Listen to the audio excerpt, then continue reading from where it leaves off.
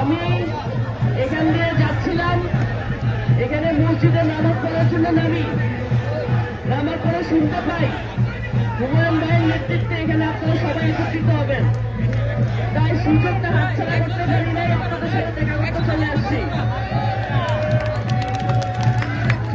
আমি আপনারা দীর্ঘ 17 বছর যাবৎ বিভিন্ন অন্যায় অত্যাচারের শিকার হয়েছেন এবং সর্বশেষ জুলাই আগস্ট গণঅভ্যুত্থানের আমার ভাইয়ের মতন আরো 1,500 মানুষের রক্তের বিনিময়ে আমরা স্বাধীনতা অর্জন করেছি এবং আজকে এই খোলা আকাশের নিচে আমরা সবাই একত্রিত হতে পেরেছি।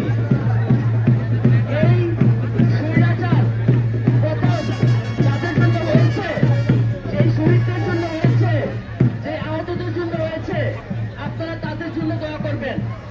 আমার ভাই সহ আরো যে 1500 জন শহীদ হয়েছে তাদের জন্য দোয়া করবেন এবং আমরা সকলে মিলে শহীদদের এবং আহতদের যে স্বপ্নের বাংলাদেশ, সেই স্বপ্নের বাংলাদেশ গড়ার জন্য একসাথে ধানের শীষকে বিজয় করার মাধ্যমে